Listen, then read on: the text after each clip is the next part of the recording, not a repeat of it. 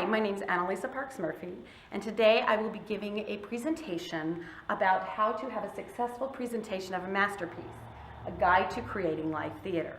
Having been involved in the theater community in Utah most of my entire life and running a successful theater business for the past 6 years, I have learned some key points that will help you to make sure that your production is successful, that the audiences enjoy it, and that the cast and crew involved will understand what they are doing, what they're trying to accomplish, and how to accomplish those goals.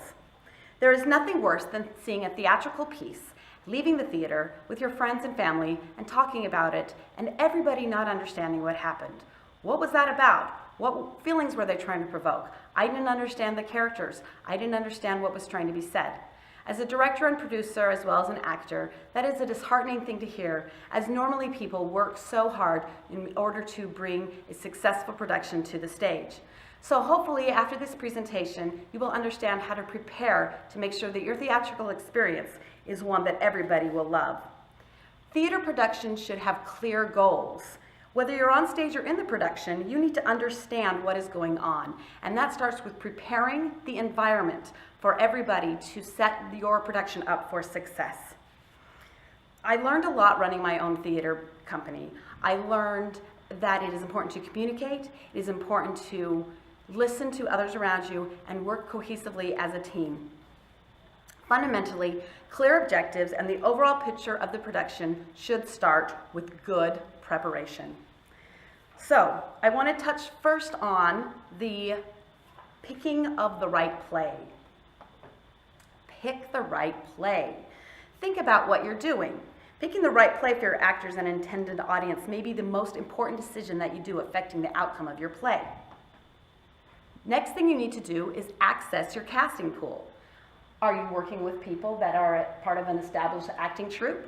Do you know their strengths? Do you know their weaknesses? That will help you in deciding what play to pick. Also, another thing to consider is, are you having open auditions? Are you pulling from talent that you have no prior knowledge of? If you are doing that, you will have a different procedure in order to pick that play. Next, you need to access your own experience. What does this mean? Well, it means that you need to look at the type of theater you have been involved in before you direct or produce. Have you only done comedy? Have you only done tragedy? What about ensemble pieces? Have you directed before? Do you understand the mechanics of the type of theater that you are attempting to produce? And then, of course, in picking the play is story. You need to choose stories that will engage the folks that will be in your audience. After all, they deserve good entertainment. You need to make sure that the story that you're telling, your actors will be able to have the background knowledge in order to portray it accurately.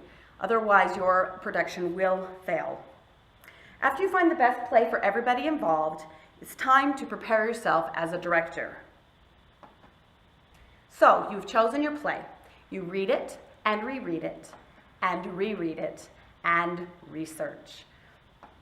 Good directors get to know their plays extremely well by reading them and rereading them. And each reading should focus on a specific goal, but they need to be different goals. For example, on the first reading, you may look at the entrances, exits, possible staging. On the second reading, you could look at the key elements or the character subtext. On the third, you could maybe read aloud for rhythms and pace considerations. Explore the story arc and the challenges that you will face. And of course, look at the characters. After you truly understand your play, you will need to do your homework on any elements that need further clarification that you will find upon these different readings. Next, cast appropriately. A cast can make or break a show.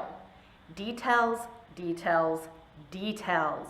What am I talking about? Well, here's some examples. Good casting is crucial, and sometimes it is the most difficult part of your play. Many directors take many days to figure out their casting. You must match the personality to the actor or the role. Watch carefully to see who's nurturing other frightened actors.